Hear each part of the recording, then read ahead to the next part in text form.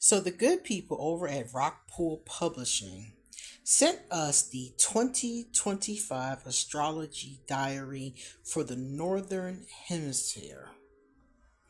This was a gift for us to do an honest review, and that is what we're going to do right now. As you can see, it's full of information. You can screenshot here if you want to read the back. And here's the price at the bottom. So my name is QueenAusetHeru, and thank you for joining me for another wonderful edition of Ask an Aquarius. If you haven't already, please hit the red subscribe button and smack the bell. Also, if you like this video, please give it a thumbs up and pass it on to anyone or anyone who might like it too. Please drop us a positive comment in the comments section. And if you want to get a reading done, please email me or hit me up. My information will be underneath this video as well. But at the very top, I will put a link to where you can purchase a legitimate copy of this diary if you enjoy it. Okay, let's get started. So first and foremost, this is for anybody who wants to keep up with what's happening in the world of astrology. So you saw in the first place, you could put your name in it. We see there's some constellations. There's some images in here. So it's fully illustrated. Well, I shouldn't say fully illustrated because we got some pictures, but it's illustrated, but not a lot of pictures. All right, so here's our introduction. And basically, this is for anybody. You know how sometimes people call me on the phone and they will say to me, Queen, what is happening in the cosmos? I feel funny, or people are acting funny. Some people that work in like law enforcement or at the hospital will be like, oh my goodness, people acting crazy. It's the full moon. What's going on? And this right here is for those people, because not only does it give you every moon phase. So if you're somebody who likes to know the moon phases or does magic by the moon phases, it's right there. But not only does it do that, in each individual month, it gives you information about the signs that are involved with that month. I think it's the main sign. A place to set intentions. But then when you go to the day-to-day view, here we are, our day-to-day view, every couple of days they give you a little information. So if you're wondering what's going on, and it's the 6th of January, it says Mars enters Cancer, Mercury square Neptune. You'll enjoy the arts, music, and relaxation. So if you have the day off, relax. Just avoid mix-ups, delays, and making assumptions. Moon in Aries. So it lets you know if you're wondering, like, what's going on? Well, Mars has entered Cancer. Maybe that's affecting you, And then you could do further investigation. The moon enters Taurus. So as you can see, every day, every couple days, there's something here. And you could take a look at it if you want to look further and be like, okay, well, what does the moon in Virgo mean for me? How could that be possibly affecting me? You see? And that's the great thing about this is that there's something written, it looks like on every day.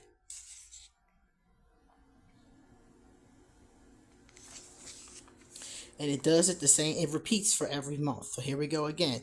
Now we've gone January into February, so they're going to talk all about Aquarius, which is my sign. And then we get into our days. And every day, you know what the moon is that day. And you know what major things are going on that day in the cosmos. So, for those of you who like to, for instance, post about astrology every day, you can post that on your Facebook page. Get a picture, put it on your Instagram. You see? And it's all the major, look at all that major stuff that's happening in February. Oh my goodness. Oh my goodness. I gotta definitely read February. So you see what I mean? Every day it does that. And it goes on like that throughout every single month. It tells you what's up for that month. And every day it shows you. See? All the way to the very end. And at the end of the book, they have some other recommendations for books you might like. Okay, here's another one. Here's some further reading in case you want to take your knowledge further. Here's our author, all the information on her. So as you can see, it's just very useful. It's easy to read, and there's not a lot of information in it, and it's not like very scholarly. You know how some people, they talk about astrology, they talk about the signs, the sextiles, and they kind of lose you. You know, they lose you because they're just doing too much. You know, this is short and sweet, and the thing about it is that if you want to get more information, you can then take it and you can look at one of the books they recommended, or Google it, or maybe you have your own book. Let's see what's going to happen on my birthday. Since we have it, the 13th. The moon is going to be in Virgo on February the 13th. And it's one day after the full moon. So that might be a very emotional day. Oh, it looks like some unexpected news is coming with that full moon in Leo. And the moon is in Virgo. So, okay, the next day. So, full moon in Leo. And then it goes into Virgo the next day on my birthday. And then on my favorite holiday, St. Valentine's Day, Mercury enters Pisces. Happy St. Valentine's Day. You may feel particularly romantic, but potentially also a little idealistic. So be sure to keep your feet on the ground, Moon in Virgo. That makes sense. That makes sense. That makes sense for me. Let's see what's up with January 1st. Because it's a couple days from now. January. This is the end of January. I want the beginning. So let's see what day it starts on. It starts on... I skipped the page. That's why I'm like, where's the first? Alright, so there's New Year's Eve. New Year's Day, the moon enters Aquarius. Alright, so nothing much going on until the 3rd of January. Venus is going to go into Pisces. Then we got Mercury, Venus, Mars opposite Pluto. You may receive unexpected news or will need to adjust to someone else's wishes. Avoid misunderstandings as this may be an argumentative day. Moon enters Pisces. Alright, so nothing really popping. For real, at the end of the year. So everything should be quiet. The moon is in Aquarius. Aquarius is never really quiet though. But nothing major is happening to the 3rd. Let's see what happens on the 4th. Sun sextile Saturn. This is a good day to start out long-term plans and make a commitment to a financial or personal venture. Moon in Pisces. So this is good because not only is it a calendar, it also tells you what's going on from day to day. So it helps you plan too. Let's get further and let's see what's going on in March. How about that? All right, March. Let's pick the 23rd. The Sun sextile Pluto. This is a good day for get-togethers and reunions and to change aspects of your life you have outgrown. Moon in Capricorn. So if in this month of March you were thinking about having a party, that Sunday could be a good time for maybe a dinner or a gathering or a get-together. This whole weekend is kind of fun because this day is good for romance. And for making long-term changes, you may enjoy a reunion. So if there's somebody you want to reconcile with, this would be a good time to invite them over. This would be a real good time for that. Okay. And notice how on every day you see a little moon circle. So that little moon circle is telling you where the moon phase is. So if you don't know what it means by looking at this, that was what we saw in the front of the book. So those are the phases of the moon. Let's get into June and see what they give us for June 6th. All right, so June 6th, now we're well into Gemini. Venus enters Taurus. The next few weeks will be excellent for indulging in the arts, romance, music, and general creativity. Just ensure you do not overindulge and overspend. The moon will be in Libra. So this is really cool because it explains all this to you. And in the very beginning, I had skipped it, but I wanted to go back because I showed it to you, but I didn't talk about it. See how they tell you what it means when the moon is where? Remember I said the moon in Aquarius is never quiet? Let's take a look at it. Quirky, outgoing phase, during which trying new activities and different approaches to life will appeal.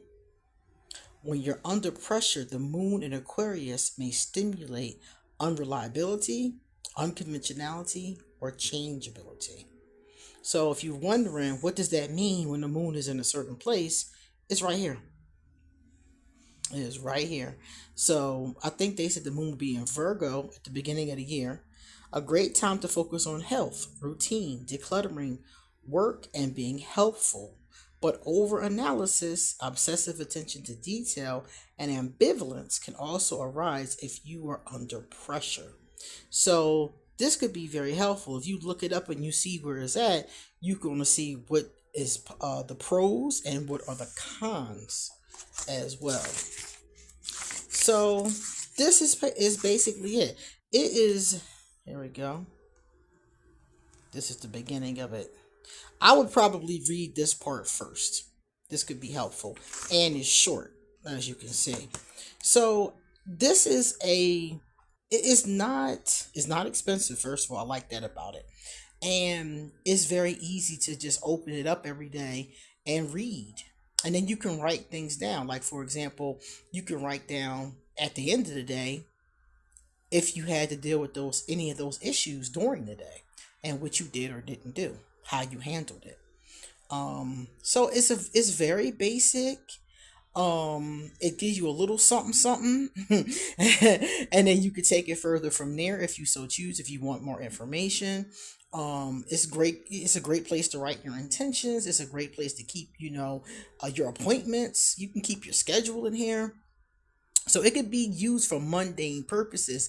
It doesn't just have to be used for somebody who's like a magic worker, for example. Like somebody like me, I would be using it to know where the moon phases are. I'll be using it to know when the sun is going into a certain sign.